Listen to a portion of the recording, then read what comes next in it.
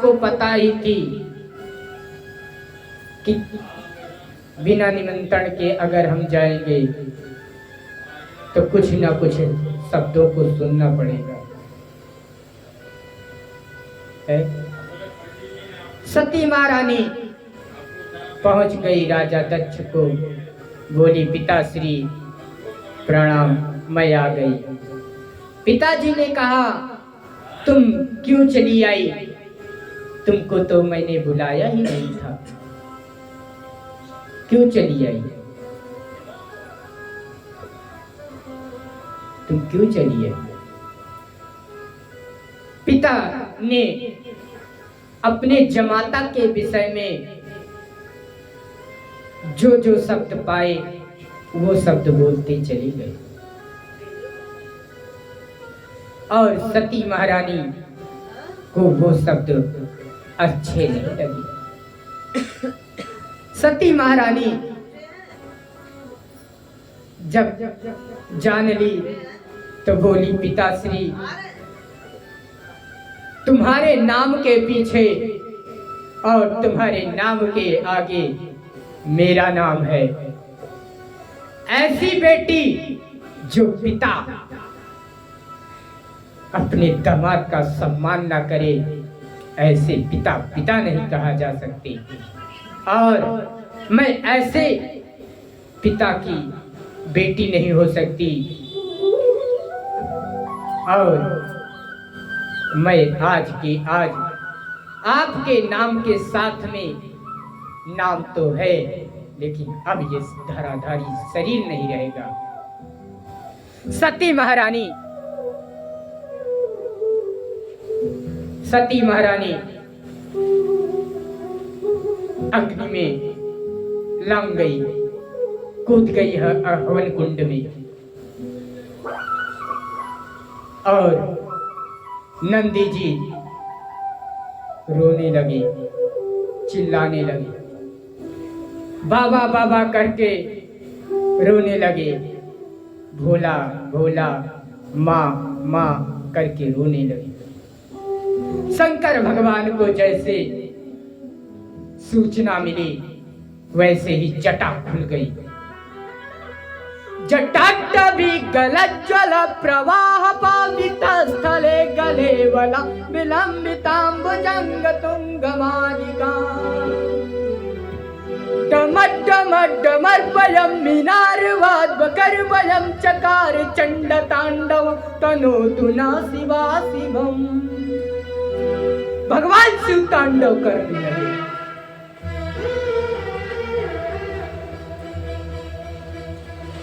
Case पूरा उनका खुल गया महाराज। डमड्डमड्डमर्पयं मीनारवाद्वकर्वयं चकार चंड तांडवं तनोतु न शिवा।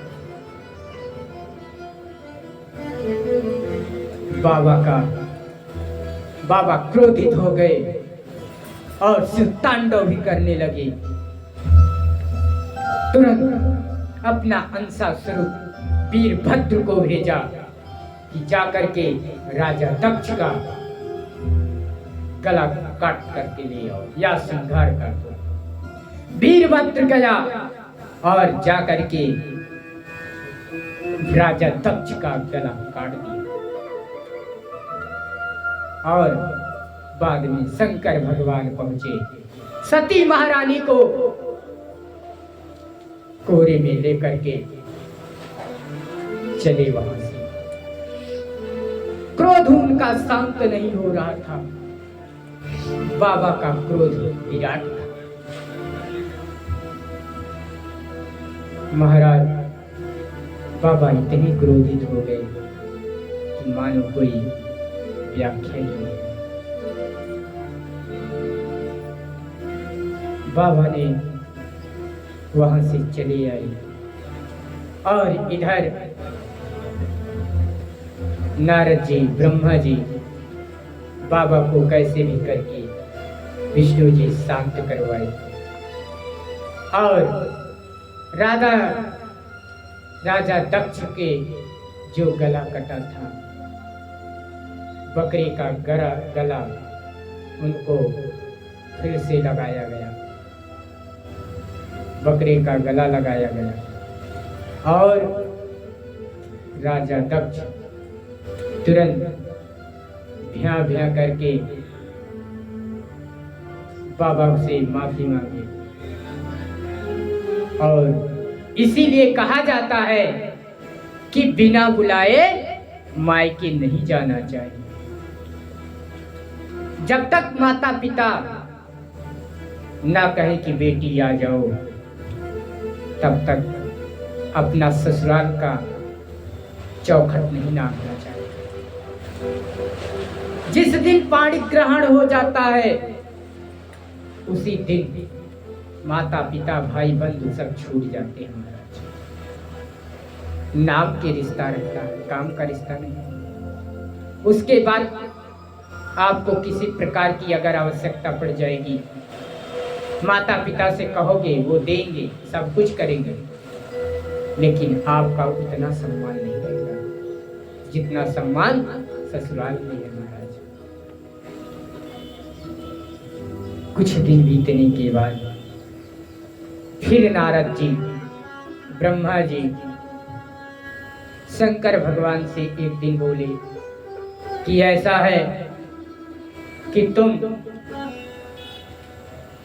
अब अकेले जीवन जिया नहीं जा सकता, तुम फिर से विवाह कर लो। बाबा ने कहा मैं बार बार विवाह ही करता रहूं। अरे कुछ और तो कार्य है महाराज कि बस शादी विवाह शादी विवाह। बाबा की बात सुनकर के ब्रह्मा जी बहुत कुछ सोचे और फिर से शादी के लिए रिश्ता लगा।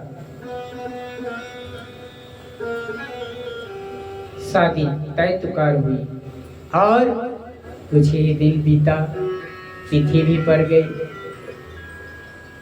महाराज जिस दिन महाशिवरात्रि होती है, उसी दिन भगवान का विवाह होता है। समय आया और सबको निमंत्रण गया, सब निमंत्रण में आएंगे। नंदी जी बोले कि बाबा मैंने तो काट सबके यहाँ पहुंचा दिया, अब देखिए कौन कौन आता है। लागे सवारन सकल सुर, वाहन विविध विधान, वाहन विविध विमान, हो सगुन मंगल सुभद, करहु अक्षरागम। सब अपना अपना वाहन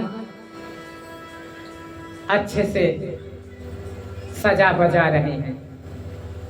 इसकी आवाज थोड़ा तेज कर। सब अपना वाहन सजा बजा रहे हैं। विष्णु जी देखिए बढ़िया शैम्पू चकाचक लगा रहे हैं, रगड़ रहे हैं अपना। और यमराज करिया भैंसा लेकर के जुटे हैं, धुल रहे हैं कि मानो कि लग रहा है आज उसको गोरा कर देंगे।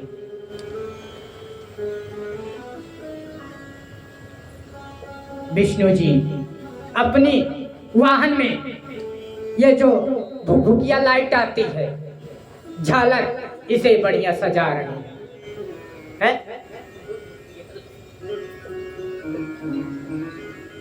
लपलपाती चमचमाती हुई। दूल्हे की कोई तैयारी में नहीं है कि दूल्हा का भी तैयारी हो, है? महाराज बाराती गण अपना ही तैयारी कर रहे हैं,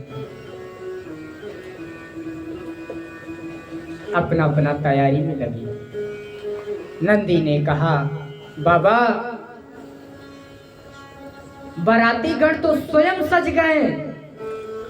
देखिए एक चीज और है, ये बताइए, एक प्रश्न है, जिसकी बारात जाती है उसके घर में बाजा बजता है कि जो बाराती जाता है उसके घर में बाजा बजता है? है? किसके यहाँ बाजा बजता है? दोनों के यहाँ?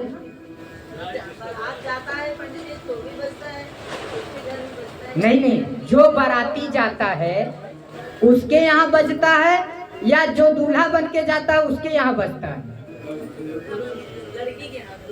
लड़की के यहाँ ना, लड़के के यहाँ। बारातियों के यहाँ तो वहाँ बजता नहीं है। शंकर भगवान की बारात जाना है, उनके यहाँ तो कुछ नहीं बज रहा है। जो बाराती जा रहे हैं उनके यहाँ ढोलक, नगाड़े, ताला, तबला इत्यादि बज रहा है। बढ़िया ध्वनि बज रही है।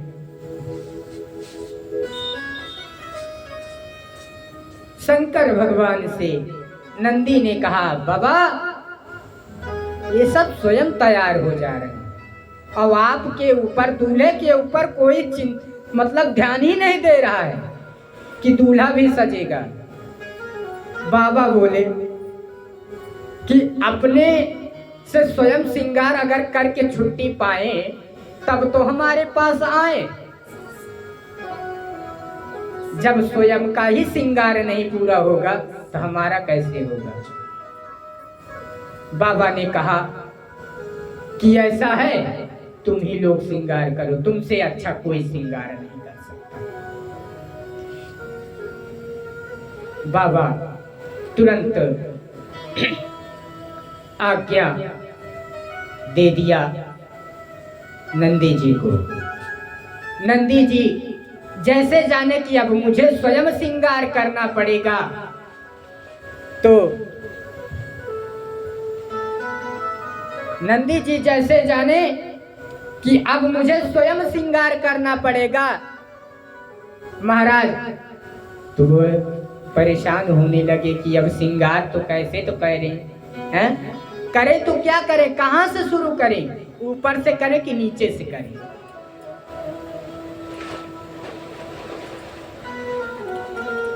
नंदी जी सोच रहे हैं। तो नंदी जी ने, बाबा ने कहा, सोचो ओचो मत, समय ज्यादा नहीं है मेरे पास। ऐसा है श्रृंगार करना हो तो करो, नहीं हम तो ऐसे चले चकाचक तैयार हैं, हम तो तैयार बैठे।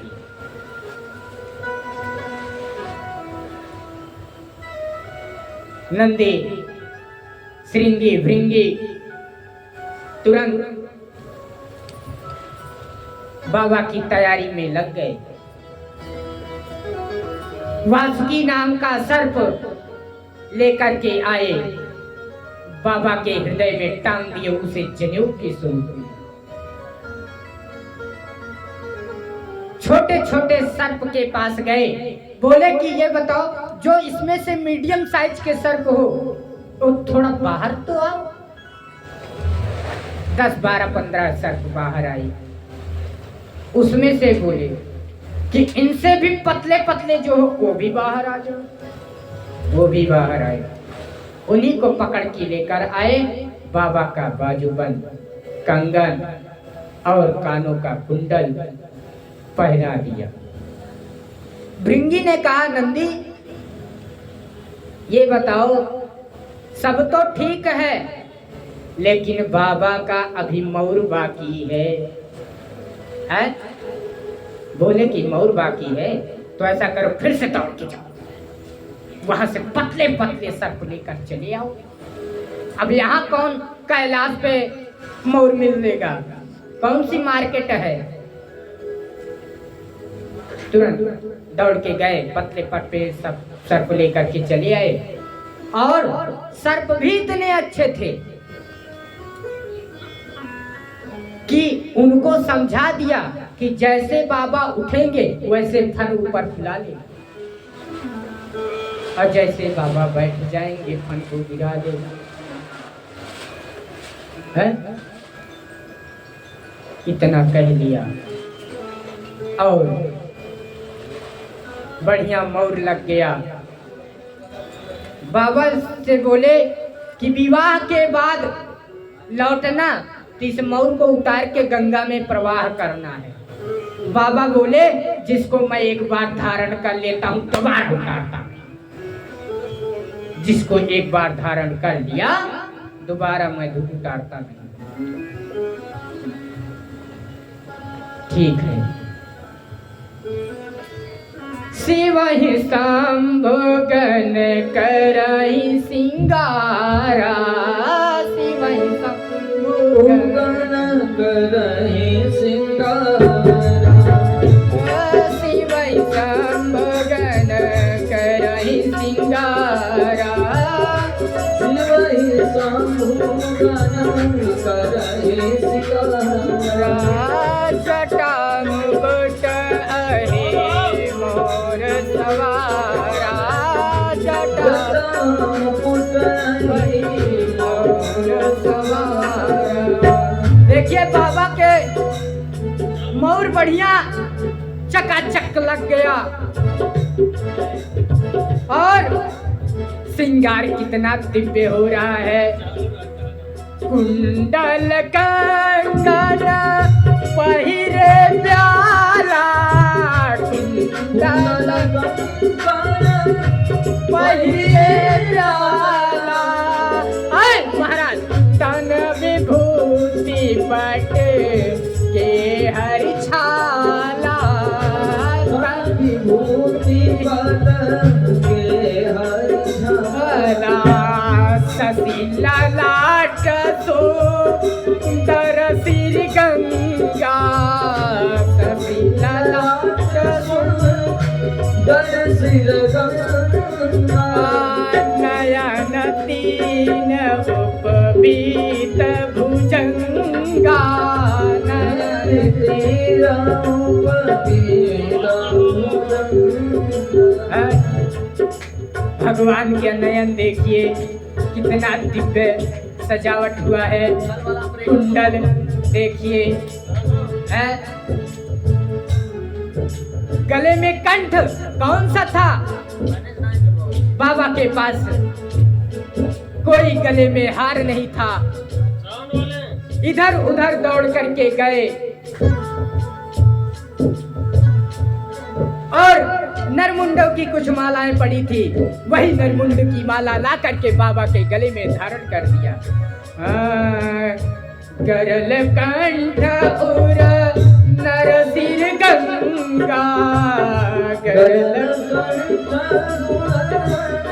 सिर गंगा, अशिव वेश शिव धाम कृपाला, अशिव वेश शिव वेश शिव धाम कृपाला। शिव जी की कृपा देखिए। भगवान शंकर जी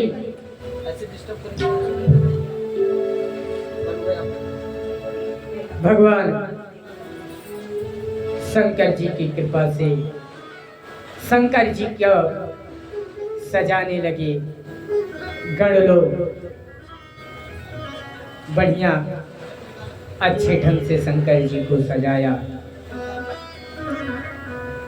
शिव ही शंभु गण करहि सिंगारा। शंभु जी कह रहे हैं कि जैसे इच्छा कहे वैसे सिंगार कर दो। बोलिए शंकर भगवान की। शंकर भगवान ने कहा जैसे इच्छा कहे वैसे सिंगार कर दो। जटा मुकुट मोर समान। महाराज मोर भी चाहिए। पतले पतले सर्पों को ला करके शंकर भगवान के सर के सामने लटका दिए और वो मुकुट लग गया।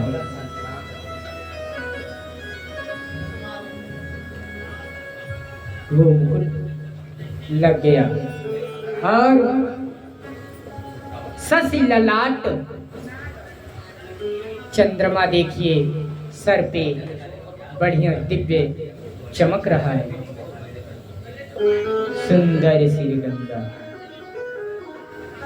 शंकर भगवान गंगा जी को भी अपने जटाओं में धारण कर, जटाओं को अच्छे ढंग से उठा करके समेटा गया और मंडित कर दिया गया।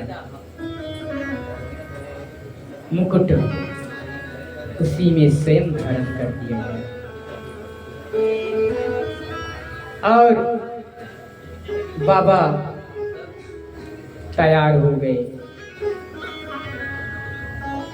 अब इधर नंदी जी ने कहा, बाबा सब अब तो तैयार ही हैं, लेकिन इधर देखिए, कर त्रिशूल डमरू विराजा।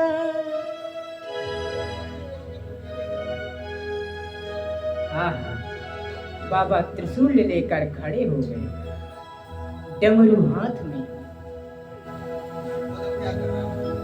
बोलिए नारायण भगवान की।